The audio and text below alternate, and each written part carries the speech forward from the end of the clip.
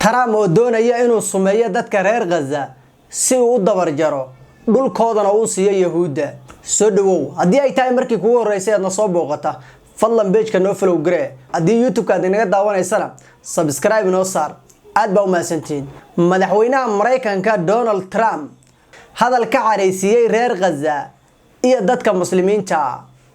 Trump ayaa yiri reer Gaza waa in dhulkooda laga raro oo laga barakiciyaa.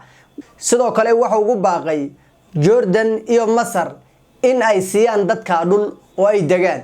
dhulkoodana waxa uu sheegay in iyaga Mareykanka ay la wareegayaan oo ay qaadanayaan maadaama Gaza ay tahay magaalo qurux badan. markii la weydiiyay sababtaana waxa uu ku jawaabay Gaza waxay noqotay cadaab oo ma ahan meel lagu noolaan karayo. sidaa darteed dadkani waa in la geeyaa meel nabad ah oo ay ku noolaan karayaan. sidoo kale Gaza waa in laga saaraa oo la dhisaa oo dhaqaale la geliyaa. waa tahay Gaza haddii ay tahay meel gubatay oo lagu baabaayo cadaab ah haddaba yaa ka dhigay oo gubay? kii gubay ee dulmiyay ayaa oranaya waxay noqotay meel baabaaday oo gubatay. isagii gubay ayaa oranaya waxay noqotay meel baabaaday oo gubatay. hadalka ka soo yeeray Trump waxa uu u muuqanayaa isirsifayn iyo in aan la ogoleen dadka reer Gaza in ay noolaadaan. ayadoo lagu jira wajigii koobaad ee heshiiskii xabad joojinta ee 40 maalin ku sinaa ayuu Trump hadalkani ka soo yeeray in qoomiyad iyo dad dhan deegaankooda jooga la yiraahdo dalkooda ha laga raro ee waxa weeye dalal kale qaxootiga looga dhigo. sidaa darteed dalkoodana inaga ayaa qaadanayna oo dhisanayna. waa wax cajaa'ib ah iyo wax lala yaabo. hadalkaana waxa uu u muuqanayaa mid isirsafayna. wariyaasha su'aalaha weydiinayay ayaa weydiiyay Trump markii la dhiso Gaza miyay ku soo laabanayaan dadka reer Gaza magaaladoodii iyo dalkoodii iyo deegaankoodii. wuxuu yiri maxay kaga baahan yihiin inay soo laabtaan. waxa uu ka hadlay isaga sida uu jecel yahay iyo sida ay doonayaan qolooyinka waxa weeye Netanyahu uu hogaamiya ee iyagu ay gadaal ka taagan yihiin. dad ku dhawaad 2 milyan ah ayaa la doonayaa in deegaankoodii laga barakiciyo oo la qaato oo lagu wareejiyo Yahuudda. Trump marka uu ka hadlay xaaladda bariga dhexe ayaa waxa uu ku cabiray miis weyn oo hortiisa yeelay kadibna waxa uu dul saaray qalin. wuxuu yiri bariga dhexe waa miiskan oo kale. sidoo kale Israa'iil waxay ka tahay qalinkani. taa micnaheedu waxay tahay waa in miiska dhan ay la wareegta Israa'iil. bariga dhexe oo dhan waa in Israa'iil la wareegta ayuu noqonayaa hadalkiisa. dhanka kale Hamas oo ka jawaabtay hadalka Trump ayaa ku tilmaantay hadalka inuu yahay wax iska hadal ah oo dhalanteed ah oo aanan dhici doonin. wax kasta oo la sameeyo dadka reer Gazana ay sharaftooda iyo dignitigooda iyo dalkooda iyo deegaankoodaba ay difaacan doonaan inta ay gabar ka dambayso.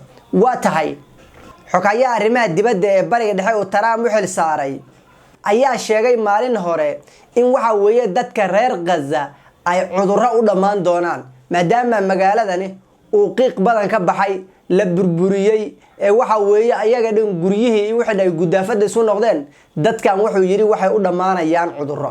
sidaa darteed dadka ka faalooda siyaasadda arrimaha bariga dhexe ayaa waxay ku micneeyeen hadalkani in uu Mareykanku doonayo in dadkani waxa weeye la sumeeyo si ay u baaba'aan oo ay u dabar jarmaan kadibna deegaanka ay kaga dhamaadaan maadaama ay ka soo horjoosteen oo ay diideen inay dalkooda ka guuraan oo ay dalal kale waxa weeye isu dhiibaan oo qaxooti noqdaan. laakiin tan jirta ayaa waxay tahay halka dambiilaha Netanyahu ah iyo waxa weeye Trump ay ku tashanayaan oo dadka masaakiinta ah oo shacabka ah oo waxa weeye la dulminaya ugu tashanayaan. Allah waa jooga kama maqna goobta waxa weeye waxbana kama qaadi karayaan. wuxuu Allah u qadaro kaliya ayaa ku dhacaya. wax kale oo waxa weeye u qaban karay wax kale oo ay ka qaban karayaan ma jiro. wuxuu ku hanjabayaa haddii dadkan waxa weeye ay meesha ka guuri waayaan xitaa inay suurtagal tahay in Mareykanka u adeegsada military.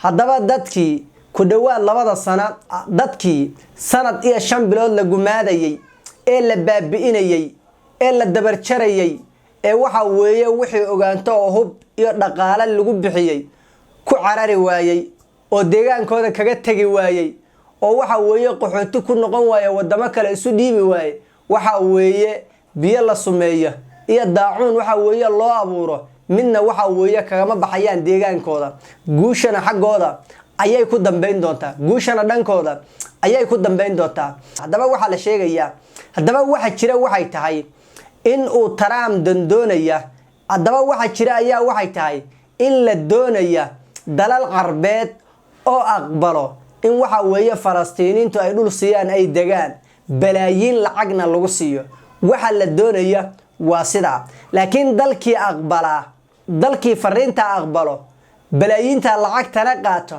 isagana waxa weeye uu ku ceeboobaya oo waxa weeye sharaftiisa adduun iyo tan aakhira way kaga dhimanaysaa dadkana waxa weeye deegaankooda kama guurayaan reer Falastiin maanta waa dad baraarugsan reer Gaza maanta way baraarugsan yihiin oo wixii ku dhacay waxa weeye 1970 iyo waxyaabihii gaaray iyo waxa weeye taariikhdii ay soo mareen wax badan ayay ka hayaan wax badanna way og yihiin wax badanna maanta lagu ma dagayo waxa jira dabina badan oo aanan maanta lagu dagayn sidoo kale dadkani waxay joogan guul sidoo kale dagaalkii socday sanadka maanta dadkani guul ayay ka joogan sida darteed qorshaha la diyaarinayo waxay tahay in dadkan waxa weeye deegaankooda laga dhameeyo hadii xitaa la awoodi waayo in deegaankooda laga baabi'iyo in la barxo macnaheedu waxay tahay in dad kale la dhaxdajiyo mushakal laga dhigo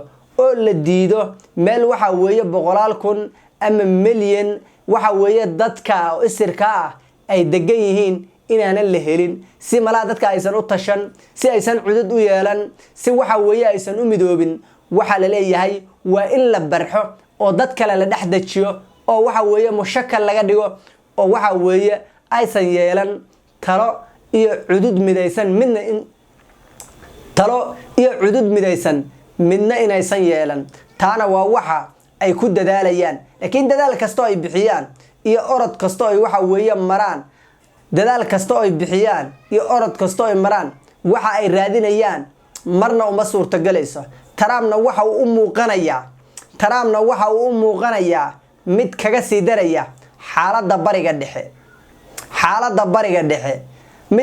daraya xaaladda bariga dhexe